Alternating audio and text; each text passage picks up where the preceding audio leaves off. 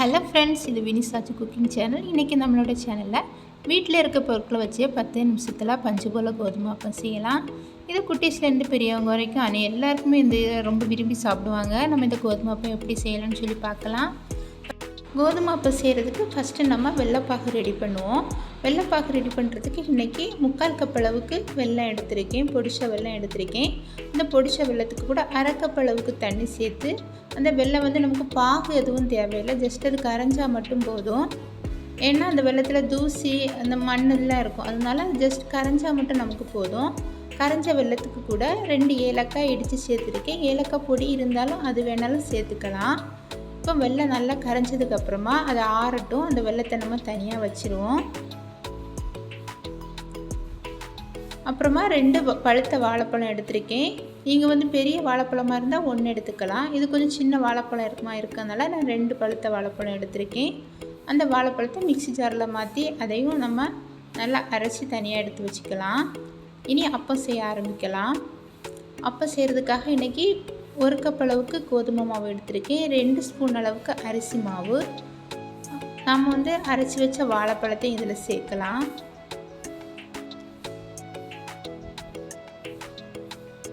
வாழைப்பழம் இல்லைன்னாலும் பரவாயில்ல, இது வாழைப்பழம் சேர்த்தா இன்னும் கொஞ்சம் டேஸ்ட் நல்லாயிருக்கும், அதுக்காக வாழைப்பழம் சேர்த்துருக்கேன். அப்புறமா 1 பிஞ்ச் அளவுக்கு உப்பு, அதையும் சேர்த்து எல்லாத்தையும் நல்லா மிக்ஸ் பண்ணி எடுப்போம்.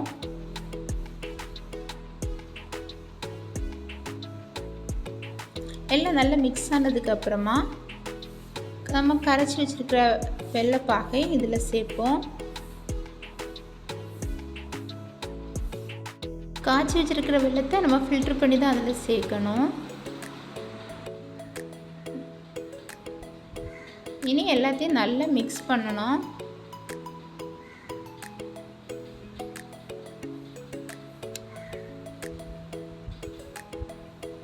நமக்கு தண்ணி தேவைப்பட்டால் கொஞ்சம் கொஞ்சமாக தண்ணி சேர்த்து மிக்ஸ் பண்ணணும். ரொம்ப தண்ணி அதிகமாக சேர்த்துடக்கூடாது, குறைவாகவும் இருந்துடக்கூடாது. நம்ம அதனால் கொஞ்சம் கொஞ்சமாக நம்மளோட தேவைக்கு தகுந்தாப்புல தண்ணி கொஞ்சம் கொஞ்சமாக சேர்த்து நல்லா கலந்து விடணும். கட்டிகள் எதுவுமே இருக்கக்கூடாது. நல்லா ஓரளவுக்கு இட்லி மாவு பதத்துக்கு நம்ம கலந்து விடணும். இதில் இன்னும் தண்ணி தேவைப்படுது. இன்னும் கொஞ்சமாக நான் தண்ணி சேர்க்க போகிறேன்.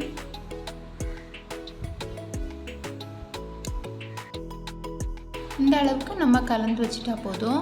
இப்போ நம்ம உடனே அப்பம் சுடுறதா இருந்துச்சுன்னா பேக்கிங் சோடாவோ இல்லை ஆப்ப சோடாவோ சேர்த்து நம்ம அப்பம் சுடலாம். இல்லை கொஞ்சம் லேட் பண்ணி சுடுறதா இருந்தால் எதுவுமே போட வேண்டாம், அப்படியே மூடி வச்சிடலாம். நான் இப்போ உடனே சுடலை, 1 ஹவர் வரைக்கும் ஊற வச்சுருக்கேன். ஊற வச்சதுக்கப்புறமா இப்போ 1 ஹவர் ஆகிடுச்சு. இனி தான் அப்பம் சுட போகிறேன். எண்ணெய் சூடானதும் அதில் ஒவ்வொரு கரண்டியாக, ஒரு குழிக்கரண்டி எடுத்து அதில் ஒரு கரண்டி அதில் நம்ம சேர்க்கலாம்.